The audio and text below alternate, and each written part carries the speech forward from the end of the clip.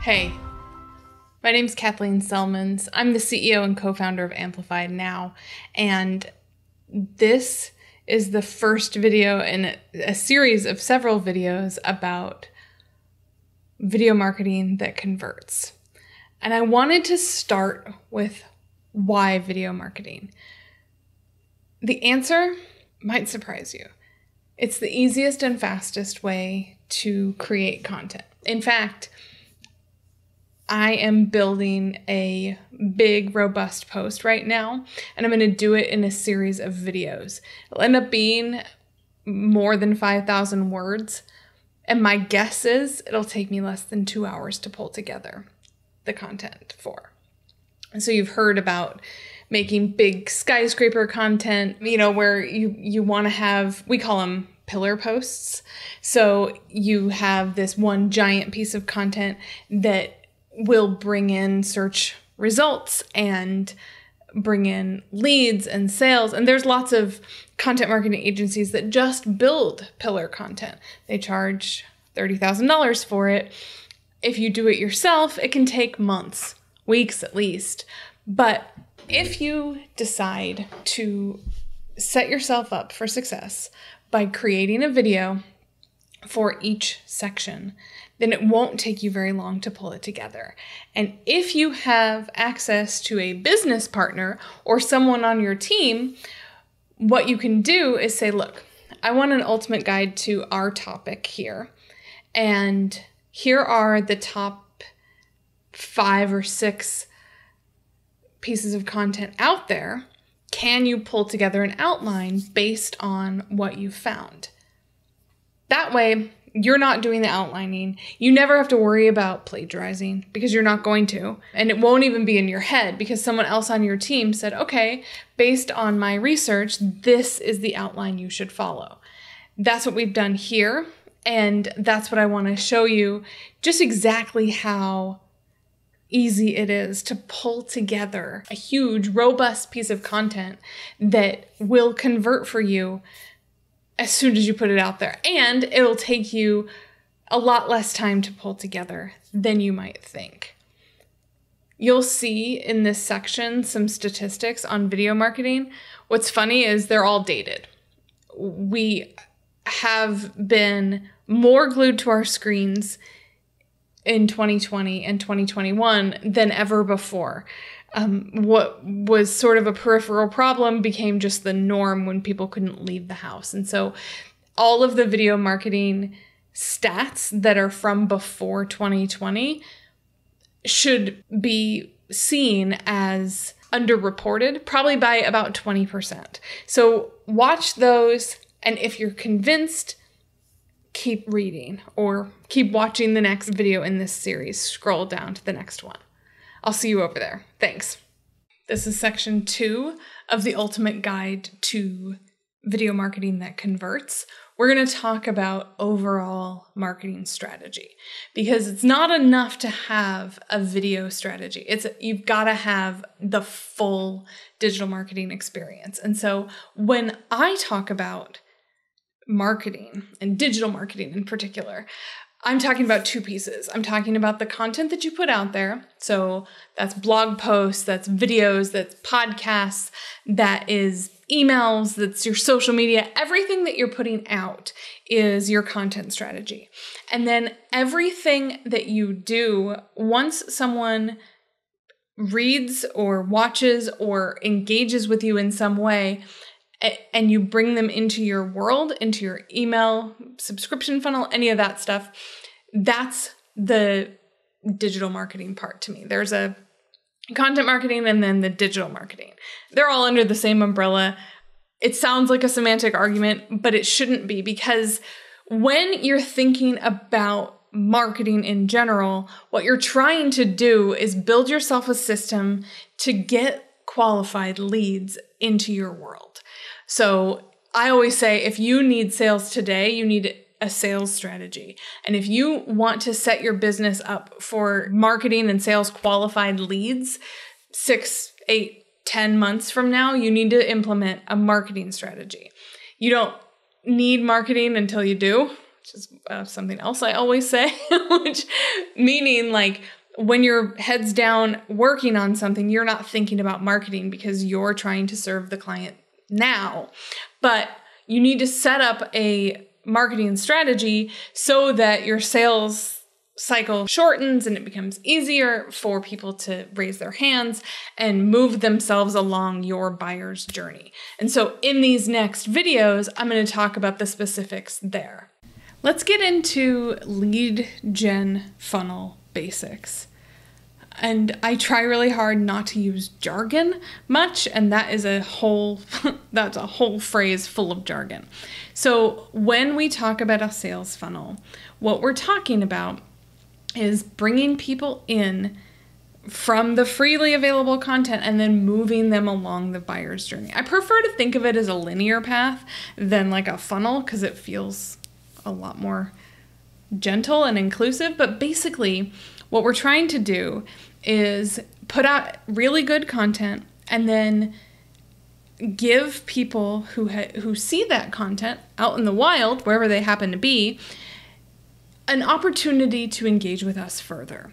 That's joining our email list typically, because I can't believe I got to the third video of this series without saying the only two things you own are your website and your email list. So if you have an overly leveraged profile on one platform, you're at a very real risk of an algorithm change impacting everything, which is why we help people build sales funnels and why we give out all this information, because you need to have a way for people to give you their email address.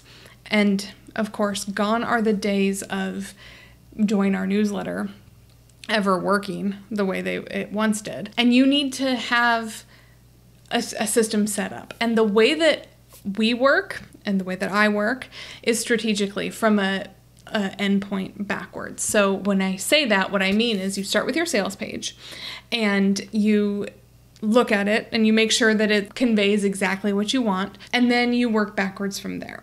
Or if you don't have a sales page, you start with your offer, you build your sales page, you think about your offer, and then you can think about one tiny problem that your offer solves.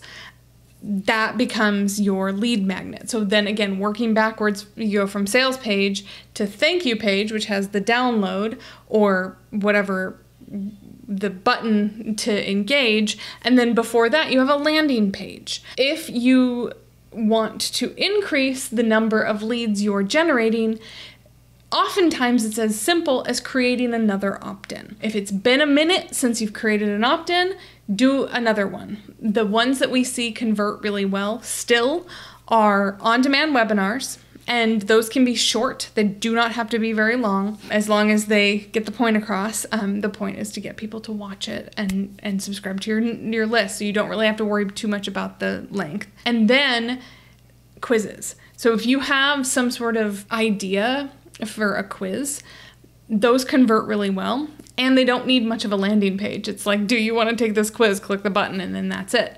And then you ask them a series of questions. And a lot of times the ones that convert best are like filtering down some ideas on how to work with maybe some of the offers that you have, or working on like getting clear about what they need to know before they're ready to buy from you. So a lot of that like education process can happen in a quiz.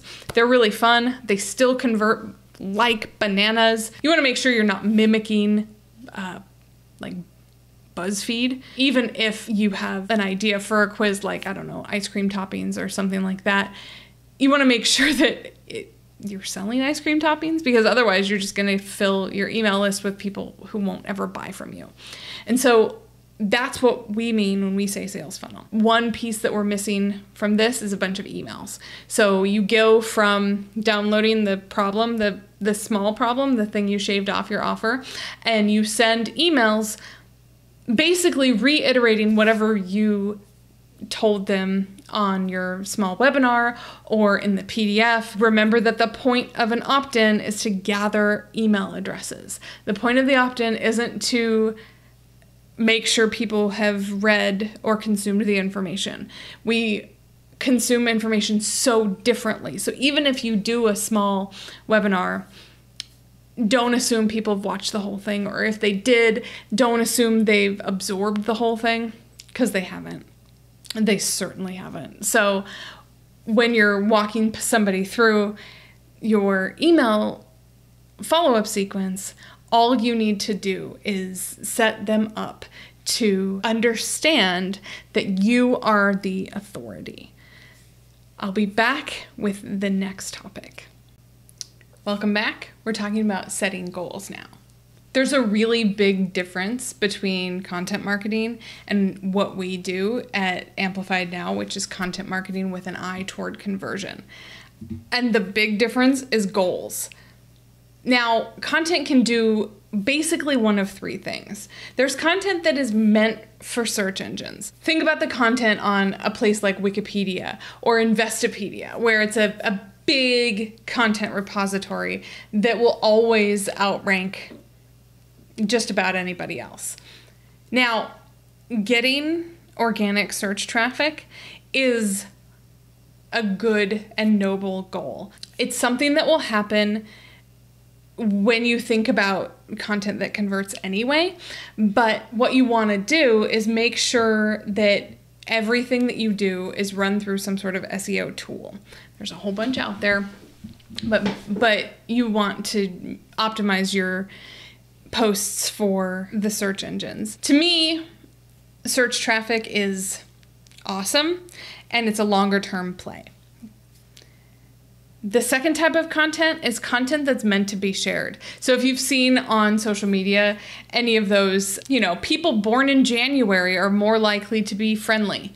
You see people share that a bunch on social media, and you know that the people that are sharing that were born in January or whatever. Middle children are the best. I think that is fun content and content that could go viral, but virality is not something you can pin anything to. You can't really plan for it as much as we'd like to, right? Like if every time we publish something we got 1 million views, that'd be awesome, wouldn't it? But it's really hard to plan for something like that.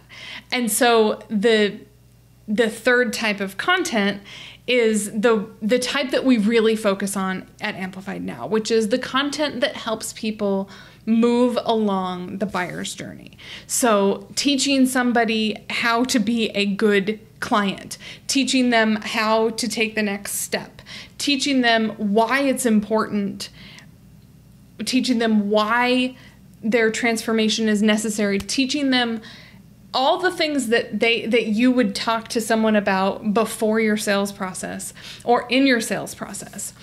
That's the kind of content that is, to me, it's the connection that scales. And that's why we do video, because when somebody is thinking about working with you, let's say you're a coach or a consultant or an advisor or somehow making money on your expertise and the knowledge and the systems that are in your own brain.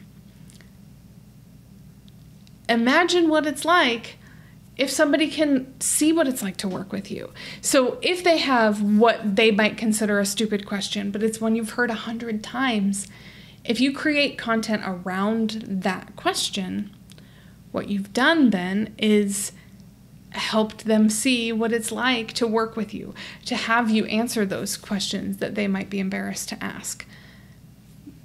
That's the kind of content that we focus on almost exclusively. It's the kind of content that video does really well with. You can't measure your success. You can't set up any other metric. The metric that matters for that kind of content are the number of people engaging, the number of people booking calls, the number of people downloading your thing. That's how you measure whether something is working. So when I think about goals, I think about goals for content because content can help you reach your business goals, but you won't know that until you've been at it for a little while. And then you can look at the data and see what you want to do. When you're setting up content goals at first, you want to set up a posting schedule, a content calendar. That's the kind of goals I want you to focus on when you're just getting started with content. I'll see you in the next section. Let's talk about audience and platform. Your solution probably works for a number of different types of people. I'm thinking about like an SAT prep course, for example. You've got the parents who are probably buying it and the teenager who's probably taking it, right? Each piece of content needs to talk to one person.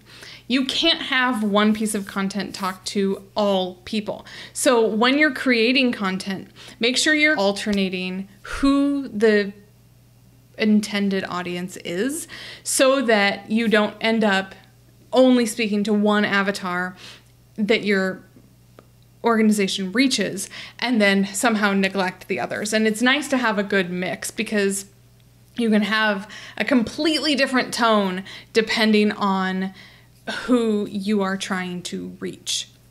The next piece is platform. And this is really easy.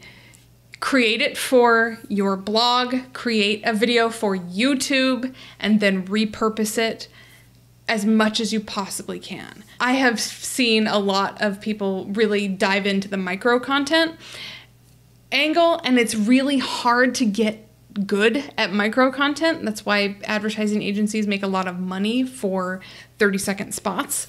They're really hard to tell a story in 30 seconds. And so when you spend a lot of time as a non-marketer, as a non-advertising executive, worrying about TikTok or Instagram Reels or those really short, impactful pieces, you end up spending a lot of time and getting hardly any content out of it. So my best advice for you is to create content for the things that you own, for your blog, for your email, for the platforms where all roads lead to you. And then later, we'll talk about this in the, down the line in this article. Once you have a high quality, high definition video, then you can really take that and use the transcript and cut it into the different aspect ratios and all of that. But when you're thinking about creating content, be platform agnostic, because your content should be yours first and then on your social channels later. Welcome to my favorite part, brainstorming and content mapping. This is the piece that I think is the most useful, because what you're doing is you're getting everybody into a room, everybody who has an opinion, which is everybody, let's be honest, about what your company does and whatnot. You get them all into a room or a virtual room and you ask questions, you hit record, you assign a scribe, and you take notes. And what you'll find is that you are going to come up with so many great ideas. Just having the time set aside, and you don't need more than an hour. Just setting that time aside for brainstorming is a really good way to sort of shake loose the general stuck attitude of like, what on earth do we talk about? And to get people thinking about content all the time. What I have found is that these strategy sessions that we hold for people are so useful, and I would be really surprised if the results of the brainstorming session matched what the person ended up talking about. Even like 50%, I'd be surprised by. But I'm really excited about this, and I want to give you some ideas. So I have a post that you don't have to go look for called the One Question Marketing Plan. And so if you were to only ask this one question, especially if you got a bunch of people in the room together, you could spend the next few months creating content just around answers to this and have a really, really strong start. And the question is, what makes you mad? Not getting cut off in traffic, not when your kid makes you late for school or whatever, but in your industry. What are other people in your industry doing or saying or believing that is completely the opposite of how you would react to it? Or what are the gurus doing that is just wrong, that just What are the bad actors? And there is a bad actor in every industry. What are those people doing that just really boils your blood? When you send emails, maybe you subscribe, maybe you hate subscribe to some of these people, and you forward their emails along to people in your office with the subject, "Can you believe this?" That is where we want to channel that energy. Think about all of the things that are done in your industry that aren't above board. Call them out, not by name, but if you think about it, when you're talking about the other people in your industry that are doing something wrong, you don't have to explicitly say, "And we would never do that." Because of course you wouldn't, that's implied.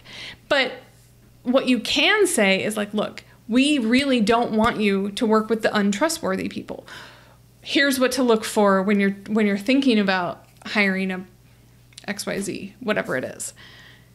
That is a really good place to start. It's not usually where I start in our strategy sessions because sometimes it gets people too fired up.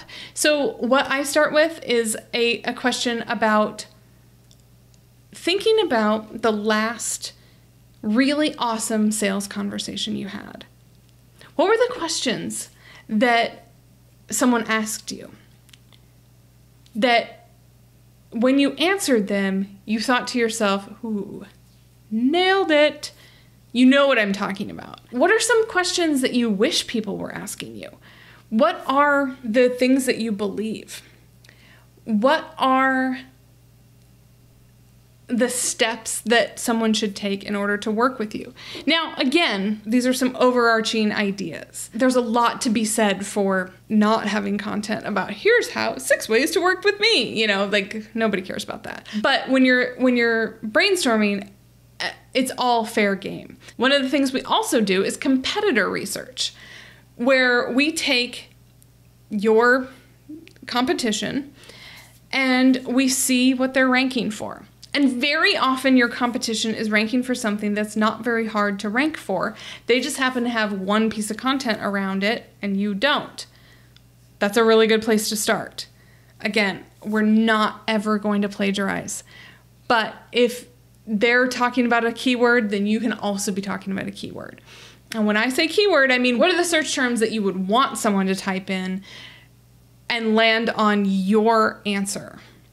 That's the kind of content you want to start building and keep building. What is your unique selling point? What is your stake in the ground? A lot of that comes up with what makes you mad, but it's good to ask another way. Again, you're going to have a scribe. You're going to have somebody dedicated to taking notes. That's usually not me. I don't think and write at the same time. So you want to make sure the person facilitating the brainstorming is not the person writing stuff down. Another good question to ask is, what are the problems that you solve? What are some of the problems that your buyer is having that's really upsetting them, that's keeping them up at night, that if only they knew about your solution, they could be transformed?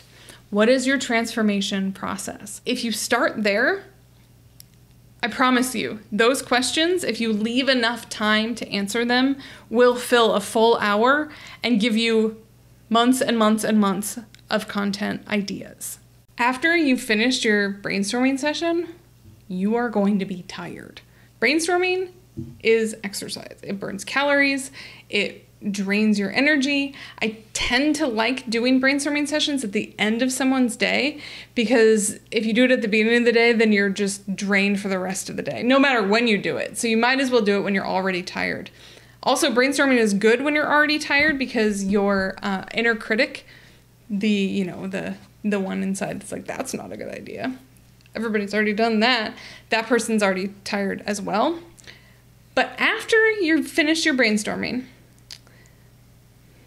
let it rest for about 24 hours. And then get with your scribe, get with the person that took notes.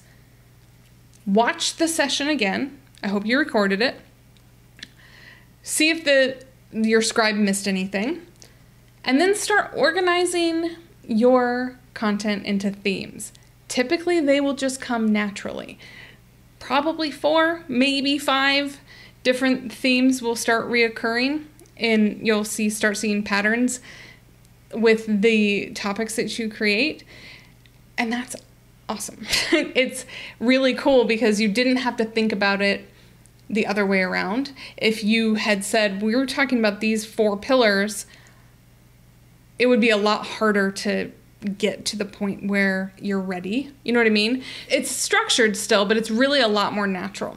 And so once you pull those out, once you've got those themes and once you have them organized into themes, that's when you can start the refining process. And usually when I'm working with clients, I tell them to take those themes and think about what sort of topic they want to create around those themes. Because often what you're doing when you're creating these themes is that you're not really thinking about keywords. But since you're taking a strategic approach, what you can do is now run these themes through a keyword research tool of your choice, and then see where you should be creating content. I usually don't do this for people at first, and I don't recommend people do this at first, because when you get that list back, I think of A Beautiful Mind, where he sees patterns where there aren't really patterns. What you'll see is you will see like a few topics that you could start with. Oh, I just want to talk about that. I just had an interaction that helped me see what I needed to see for all that. So I don't do this very often. And I don't think you should do this at first, necessarily. If you need a bit more prep and a bit more research, yes, absolutely get it to the point where you can just hit the ground running the next time you're, dressed and ready to record. But you don't really need to do much keyword research at first, because again, going from what you have right now, which is a sort of a slapshot, haphazard approach, to consistent content weekly, let's say, is a very good step in the right direction. So what you'll want to do when you've finished with your brainstorming is you want to look and see the first thing that jumps out at you. What's that first theme that jumps out at you? And then you can take it and create a video around it. We will talk about how to structure your videos, but before we get into that, let's talk about the things you need to be ready to hit the record button. Welcome to the next section. Now we're going to talk about the things that you need to prep and be ready to do video content marketing. And we'll get into the specifics in the next few sections, but I wanted to say here at the outset that you don't need a studio. You don't need a videographer. You don't need a fancy setup. You don't need a Hollywood set. There's a lot that you can do with very little investment. And I think you should start with very little investment. Like I said, we'll get into it in just a minute. But just don't let your ideas about what you might have to buy keep you from doing this at all. We'll get into the specifics in the next few videos. How to get more comfortable on camera. The short answer is do a lot of video. Be on camera. It's sort of like how to be comfortable wearing high-heeled shoes. Wear high-heeled shoes. Get comfortable. Repeat, right? But I know it's a stumbling block for a lot of people. And I have some good tips. One is to make sure that you are not doing your own editing, because I've done so many videos and I see the flaws. I have this whole video course about how to get comfortable on video, and there's like a piece of lipstick that's just messed up. I can't watch the videos. I didn't edit them. Someone else did. Find an editor that you trust. That's a really good first step. The way that we help our clients get more comfortable on camera is to change their mental state. If you're uncomfortable about video, it's because you have it in your head that it has to be perfect. You have to sound like a TED speaker or look like a movie star or something like that. You've got all these like barriers in your mind. And so if I told you that instead of having to stand on a stage in front of thousands of people, that you could sit down and answer a few questions, does that take some of the pressure off? I mean, it does. I know it does. You don't have to answer me because this is not interactive. But think about how you would answer some questions and then let yourself do the video in parts. You've already decided someone else is going to edit it, so they can take out the parts where you stop and start. When we work with clients, what we try to do is to get them to forget that we're recording at all. So we hit record, we ask a few softball questions, and then we get started and we ask, who are you and why should we listen to you? Okay, now the next step. And then so what we've done is we've made it so instead of being the charismatic, stage coached person with a fancy mic or anything like that, instead of having to be on a stage or on thinking about it in terms of like a high school play or debate class or whatever, instead of that, what we've done is we change the frame of mind so that instead of all that, what you're doing is you're sitting behind your desk answering questions from a prospect. And it changes everything. And so if you can, have someone else work with you on this. If you've got somebody else in your office and you both have to do a bunch of these videos, switch off asking each other questions. Map out what you're going to say ahead of time. Make sure that you're comfortable, hit record, and then don't stop. You can repeat yourself as many times as you need to. Again, that's all has to do with the comfort that you have with your video editor. But make sure that what you're conveying is the natural expertise and authority that you have on your topic. Another tip for being comfortable on video is to wear something and present yourself in a way that makes you feel more confident. For this, I have a story about my late mother. She worked in a fairly male-dominated field, and she had this one power blazer.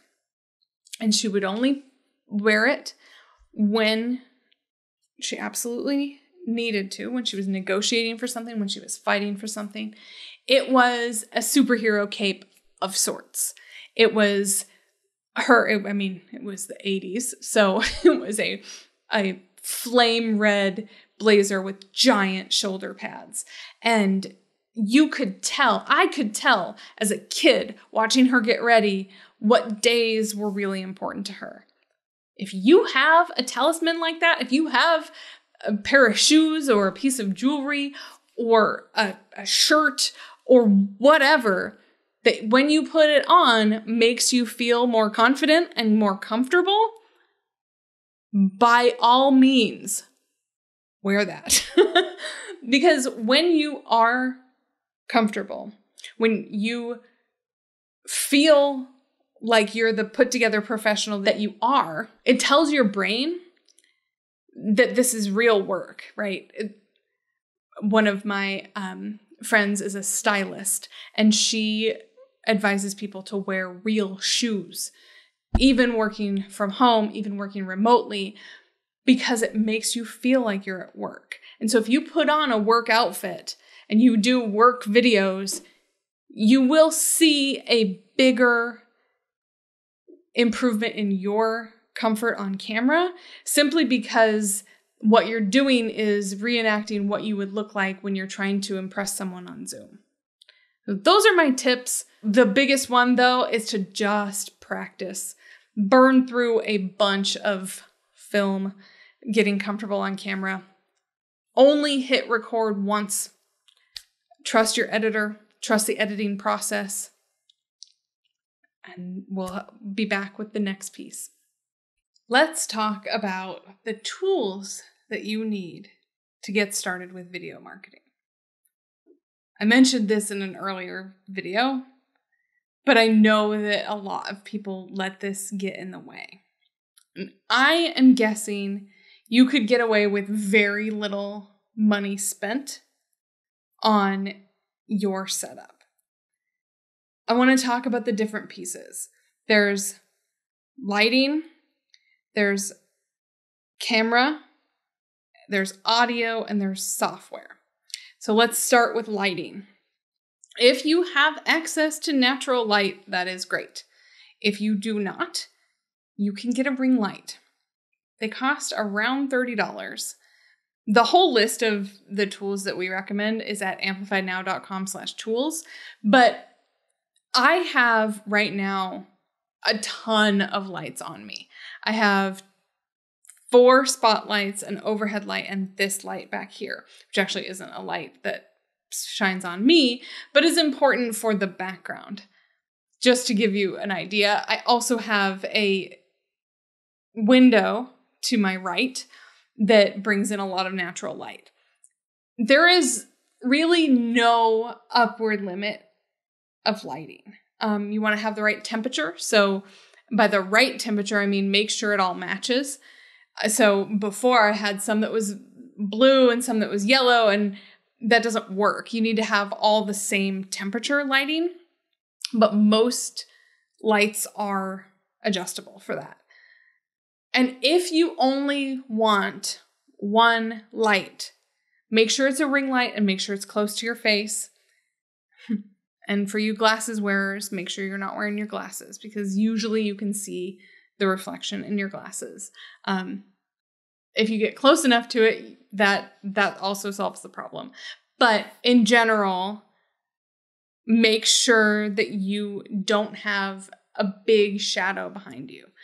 It's actually kind of a challenge, which is why I have so many. I just kept adding lights until the shadows started going away and you could actually just see the background instead of spooky marketing tips with Kathleen. But a light that shines right in your face is the number one thing you want to have. The ring light that I use as my key light, which is like the main light, has a place where I can put my phone, and that's what I use for my camera, which is a good transition point into the next piece because you need to have high quality camera recording. And chances are your computer's camera isn't high enough quality. Unless you have a brand new computer or some sort of fancy computer, chances are really good that your phone has a higher quality camera in it than your computer. My computer is from 2015 and it doesn't go higher than 720p. You want 1080p for these videos. You don't need 4K. We're not making videos for billboards, but you do need 1080p. That's the high def. You want to use that quality so that when you cut it later into the different aspect ratios, you're not losing any quality. So that's, I've used a camcorder. I have a camcorder that I can use, but because I have my camera on my phone set up as a webcam, and I'll talk about software after we do audio, I can use my phone as a camera. And again, it's 1080p on the selfie side. I can use my mic that I have set up that I've had since my podcasting days for quality audio. And I can use the Wi-Fi that my computer is plugged into to get the videos on Dropbox faster than having to use, sometimes when your phone isn't connected to Wi-Fi, then you have to use the network and it takes a day to get a video up into Dropbox. And so this is a really good way to get videos done quickly.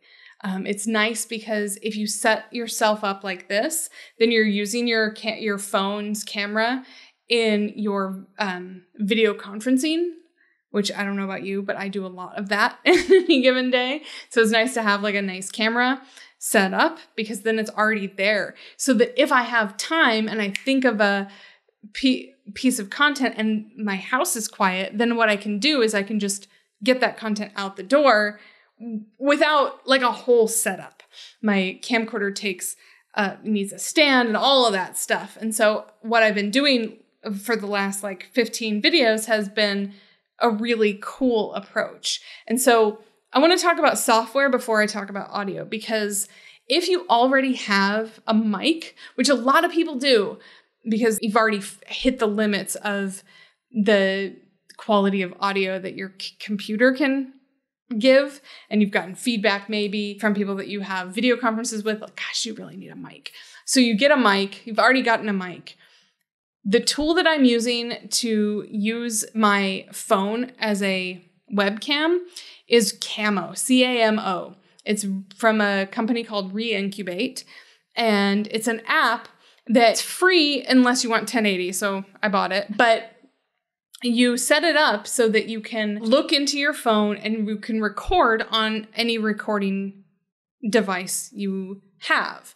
I'm using QuickTime right now, and as long as I have my QuickTime settings set up right, then all I have to do is export the video once I'm done. Had I done that, I would not have had to buy an external mic for my phone specifically. And right now, what we're doing with clients is that we're sending them ring lights and mics that plug into their phones. What I would like to get to is to get them to be using Camo as well, because it is an easier solution and a really good way to keep yourself doing more video content, because it's just so easy.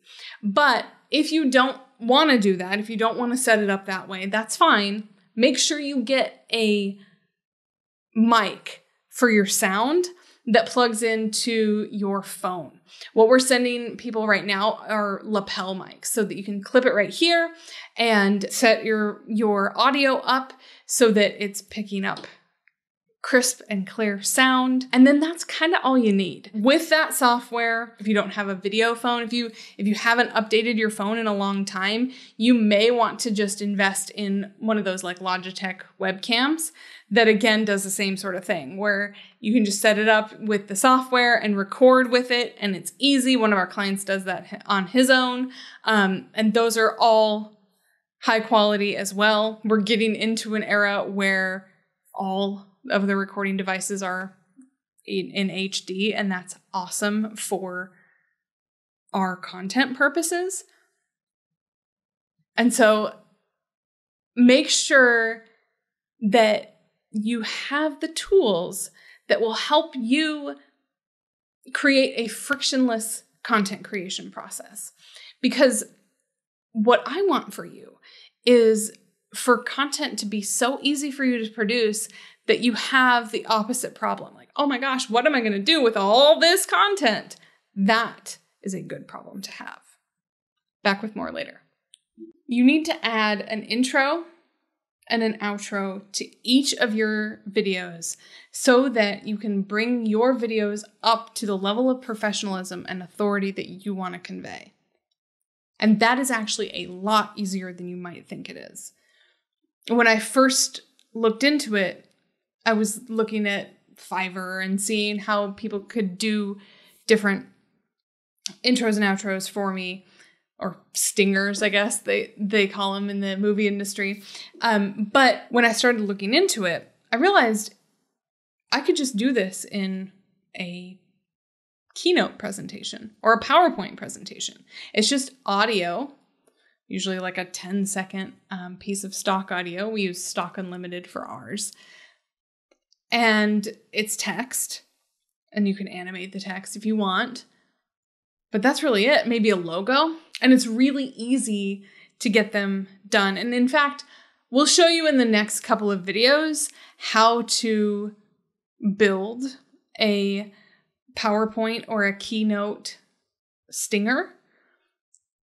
Use the same audio in your intro as your outro. Your intro is going to change for every video. Your outro is not. Your outro is only going to change when you change your music or you change your logo or something like that. And your outro should just say, for more information, check out XYZ. Or maybe you can have it be the call to action, in which case it does change.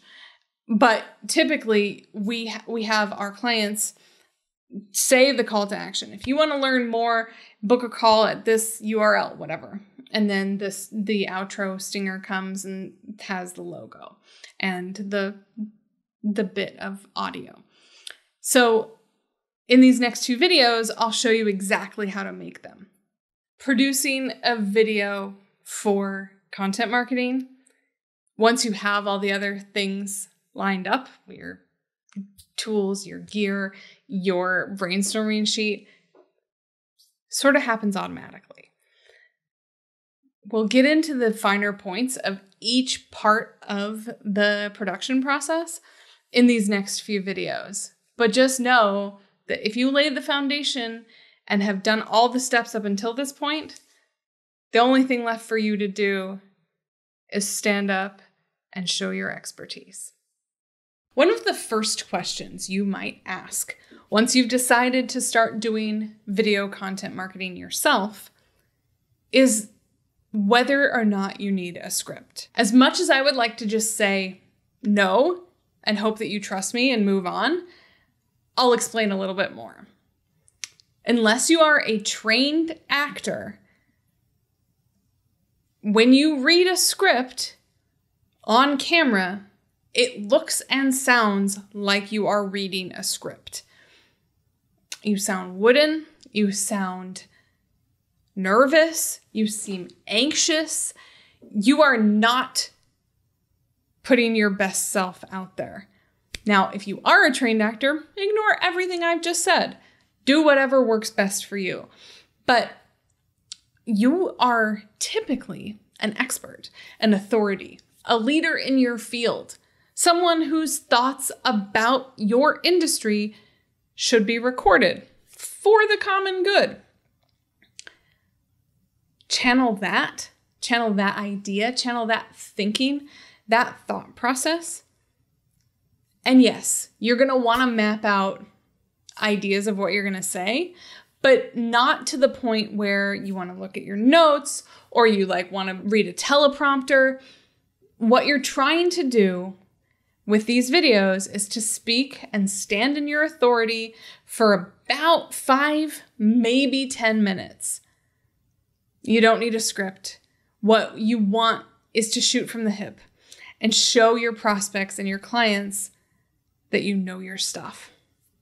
Storytelling is at the heart of marketing.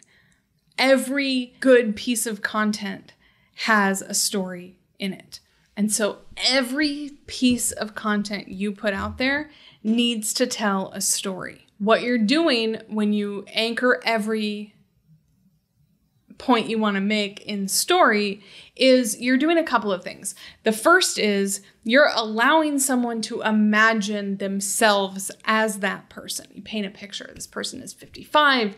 She lives in Manhattan. She has a busy life. And so somebody else who's like that is like, oh, that's me. This works for me. If you think about some of the most prolific content creators out there, they are telling a whole bunch of different stories that all have very similar points. So don't let the story trip you up. Allow yourself to tell stories about clients past and current. Make sure you anonymize the details, but really paint a picture. Because again, when we're talking about connection that scales, what you need to do is focus on the transformation. And so if you're in the story, and you should be, but you're not the hero, you're the guide. You are the trusted advisor. You are the catalyst for their transformation. And so if you can get that idea across when you're talking about these stories, when you're talking about these people who used to be really confused, then they came to you and now everything is clear. They used to be in a pre-transformed state and they've come to you and now they are transformed and their lives are better. Tell those stories over and over and over again. That is the absolute best way to get a ton of content out there. And also, it makes every single interaction you have the nugget for your next piece of content, because there's always something interesting that you hear in conversations with you or with people that you're in your office, or even like conversations between strangers that you overhear when you're out and about. The story is so important. I had a client tell me that they bought into the idea of story and then went through somebody's very expensive program about getting super radically vulnerable and talking about their own story. And what I said to that client was like, I wish you'd come to me first. You could have saved a lot of money and not had to do all this introspective work, because as an expert, as a thought leader, as a consultant or a coach or a business that helps people move the needle, your story hardly matters. You want to keep your story, your personal story, why you founded your company, that kind of thing, to your about page, because the rest of it does not really matter.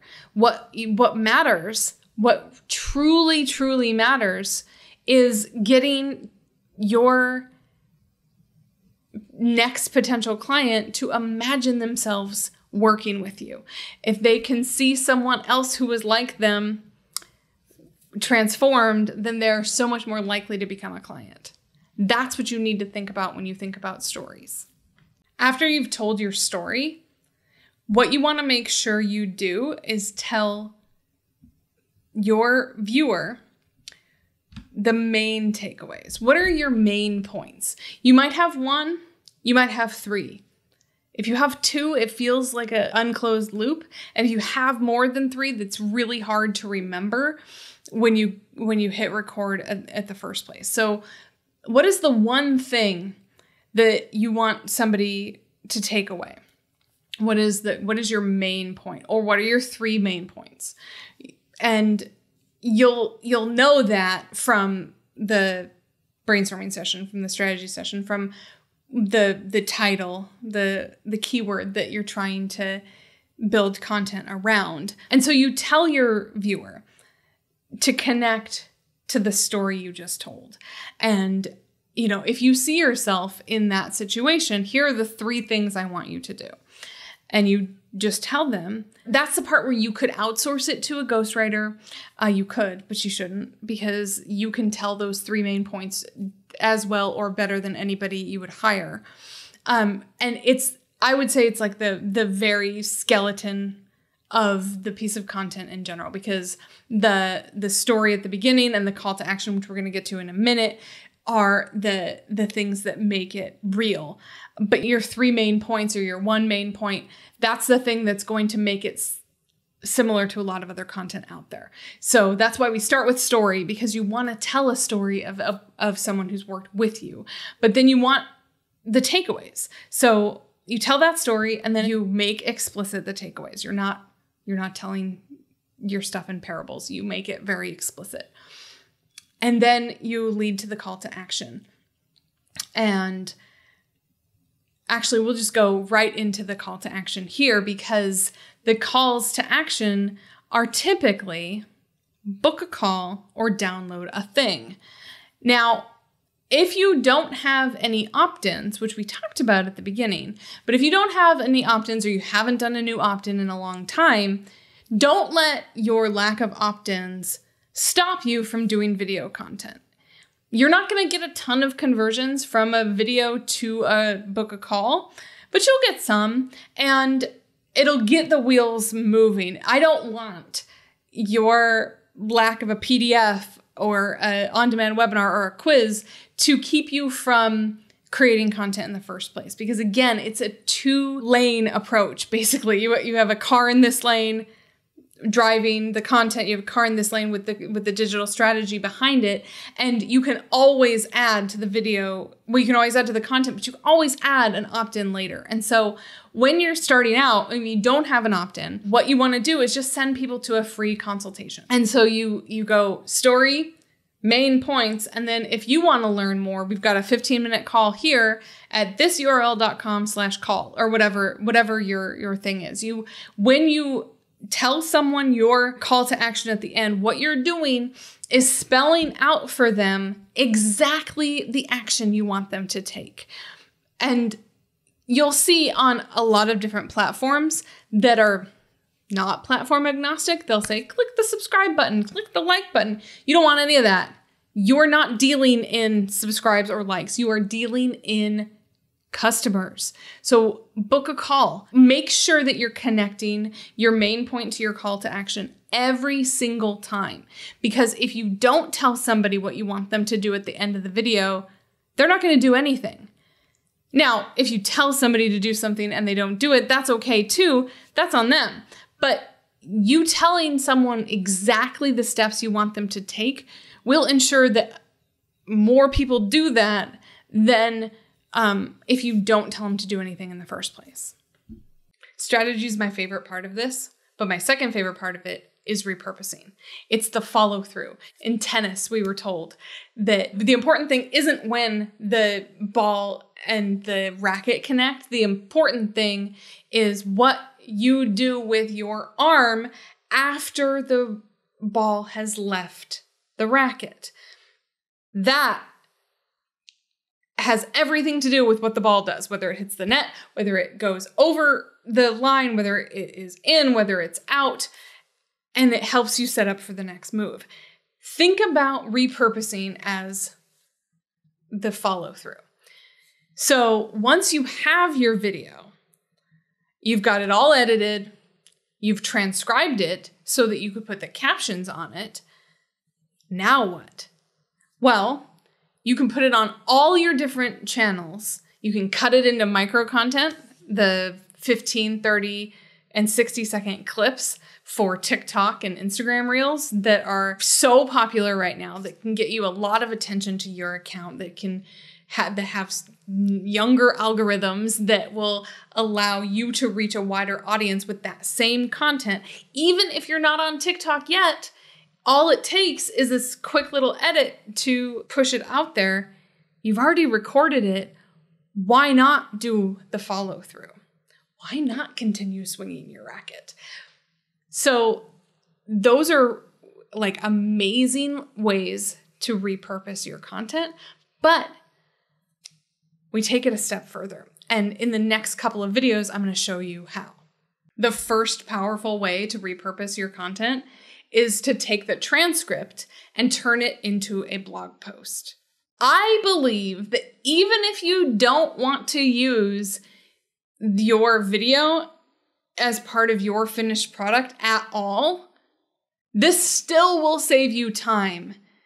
Because how long does it take to record a 10-minute video versus how long does it take to create a 1,000-word piece of content? Right? It's less to create the video. Even if it takes you twice as long as the finished content, if it takes you 20 minutes. I don't know you, but I know that you haven't written a blog post that you're proud of in 20 minutes. So this is where the big magic piece of repurposing comes into play. You take that transcript that's all in your words, that is everything that you wanted to say, and you rewrite it. You recreate the narrative so that someone who's coming across it and doesn't want to hit play for whatever reason, maybe their earphones are not charged or not nearby and they don't want to make noise, or they just want to consume your content by reading, you can convey the same information by showing them a narrative written for readers that is slightly different, although conveys the same points as your video, but allows for things like context, backstory, links, outbound links, internal links, and all kinds of things that your video won't have. So you can also add, images to break things up or diagrams to explain things. You have this blog post, and what you want to do is embed your video in the blog post. So you've got the video and then the text. And again, it's not about copying and pasting the transcript. It doesn't make sense to do it that way, because if you go down a tangent on a video, people will forgive you. If you do that in text, it doesn't make any sense. You have to get rid of the fluff. You don't need the actual language that you're using in your written stuff. The filler words, the colloquialisms, all the things that are just for the spoken word. You just translate it into to written word, and that's your first jumping off point. Your next piece is to turn it into an email. I want to be really clear about the point of video first content marketing. There was a time where people would create all these videos and then send emails that say nothing except for click to watch this video. That's not what we're doing here. Again, the point of getting people to sign up for your email list is so that they get emails from you. The point of sending emails is to remind the people on your list that you know what you're talking about. So you've taken that blog post, you've gotten it written into a narrative. Now what you want to do is you want to basically copy and paste it into your email client, but then you want to cut it down. People will read a long email, but often you won't need it to be so long. So if it's the 3 main points, you tell the story, you just tell the highlight points, and then you end with the call to action. Because what you want to do is, again, convey your expertise and authority, and then encourage your email subscribers to hit reply, or to book a call, or to take the next step in their buyer's journey to engage with you more. And you'll see that when you do that, and when you erase the idea that the point was to get them to watch the video, because again, we don't care about the like button. We don't care about subscribe. We care about connection. And so I was talking to a colleague the other day who was asking about an email strategy. What should that person be sending to their email list? And I said, you've already written them all because they're on your blog. All you need to do is sort of narrow it down, make an email-worthy narrative, and you have all the content that you need. So if you're struggling with what you might say in a newsletter, if you've started with the video content, you're already done. That's powerful. And now, let's talk about social media. Are you the kind of person that goes to Instagram and thinks, oh my God, what am I going to put on Instagram? I am. I totally am. Because it's really hard. But if you take the narrative that you wrote for your blog post and you look at it from a social media perspective, what you have are captions for Instagram. You also might have quotes that you can just put on a pretty background and make for Instagram. You have long form social media content. LinkedIn allows 1,000 characters. You can tell a bit of your story just by copying and pasting. So all of a sudden you go from having no idea what to say on any of the different platforms to looking at your content in a new way. And it helps me to take the blog post, not in WordPress, but in like a Dropbox document, and find the pieces and pull them out and say, okay, I'm going to use these for Instagram. I'm going to use these for Twitter. Maybe I'll tell the whole story in a Twitter thread. Twitter threads are like the thing right now. Maybe I'll put these on LinkedIn. And then you've got like all this micro content from your written stuff, because we've already talked about how you can repurpose the video a bunch of ways, but repurposing the written stuff is the real magic, the real, like the extra content, because again, a lot of what you say in a 5 to 10 minute video can stand alone and does not need context.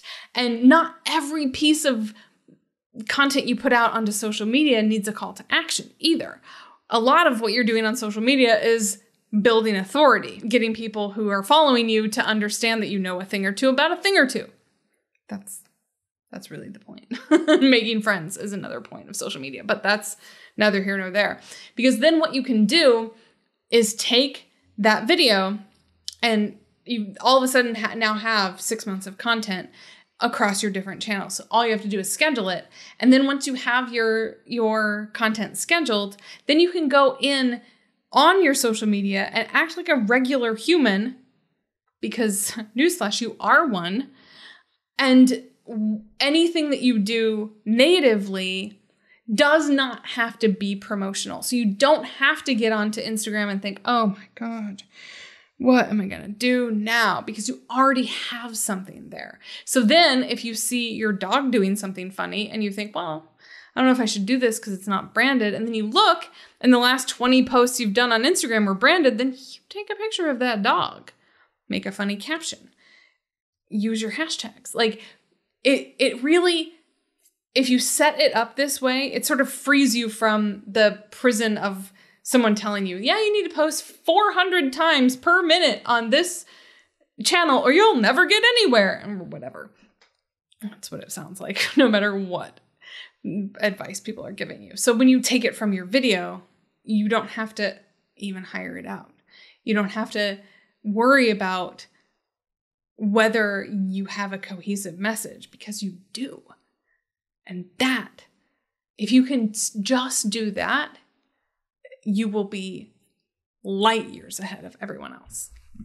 Let's talk about distribution, because the big thing you need to think about, the big thing you need to know is that no matter how you cut it up before, no matter what you plan to do, if it just stays a plan, no one's going to connect with you. We use a tool called Sprout Social, which we'll link to. I'm sure we'll use our affiliate link because I think we're affiliates of Sprout Social. But even if we weren't, I like the fact that it's all in one. There's a messaging platform that allows you to just click all the different networks you want to post to, and you can take the content that you have pulled from your video and from your blog post and from the email and the repurposing that you did for your social media content now becomes part of your plan. So week 1, you do this, week 2, you do this, and all of a sudden you've got 20 weeks of content mapped out from that one video.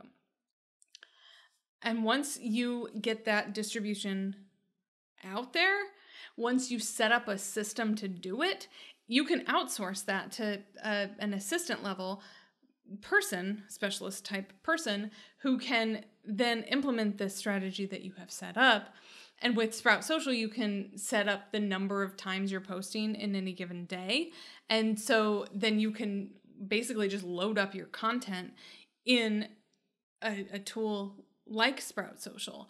You can use a tool like Missing Letter, which is another one that we use. It does the micro content thing itself, but it's a robot, not a human, so it doesn't always match what you would choose for yourself, but it does do it automatically. You only have to do like 18 clicks and you're done for each post or something like that. And it's like, it's a nice way to know that that stuff's going on in the background. I said this in a previous video, but it's important to know that you can create this content and automate your social media so that you can act normal on social media and interact with your friends and talk about whatever you want to talk about and know that the business stuff is happening behind the scenes. Once you get good at creating video content, and I promise you it'll take you less time than you think, there are a whole bunch of other ways to use videos in your business life. You can create a video for your About Me page. You can create a video FAQ so that when anybody has a question, when they click the question, a video appears. You can use them in your paid social media. Video view ads are cheaper and more targeted than other types of paid ads. You can put them on your sales pages. You can put them on your landing pages. You can send them to people who sign up for your email list. Once you stop being nervous about video, you will see that there are so many opportunities for you to be creating video. You can create a short course. I was asked to create a course for another group that I thought, oh, I can do this. And it didn't take me very long to do it. And so I did it again for our platform. That's at amplifiednow.com/course if you want to take a look at it. I did that in an afternoon. I did this giant post in an afternoon. There's a lot you can do with video that is more than just what you might think of when it first comes to mind. You can retarget people with videos. You can put videos on your thank you pages. You can do so much with video. And the thing I like about our approach is that the videos that you create don't take very long. So those explainer videos or those whiteboard videos or anything that's highly produced takes a very long time to create. These take a little bit longer than the total finished edited version takes. But so what? Now you've got all this content that you can use for a really long time. This is the penultimate video, so the last one, I will leave you with a conclusion. I hope this was helpful for you. What I want is for more people to be putting themselves out there in front of a camera, especially if you're worried about what you look like. Because, and allow me to step on my soapbox here, if you don't get over the hump of getting comfortable in front of the camera, what happens then is that the people that are comfortable in front of the camera are getting the business that you should be getting. And if you can channel this idea of the point of video is to create a connection that scales and not to create a Hollywood glamour scene. If you can get the tools set up to make video production as frictionless as possible, if you can get yourself in a mode where one afternoon a month you're recording videos for the next month, then you have all that you need to create a content marketing system that will bring you leads and sales that right now you're not getting. And if you want to learn more, or if you want to download this as an ebook, because this is all of a sudden, this has become a big unwieldy piece of content, you can just enter your name and email address in the form below, and we will send that over to you.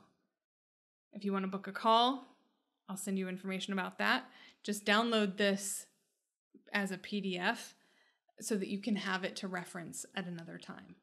Thanks so much. This is Kathleen Selmans, signing off.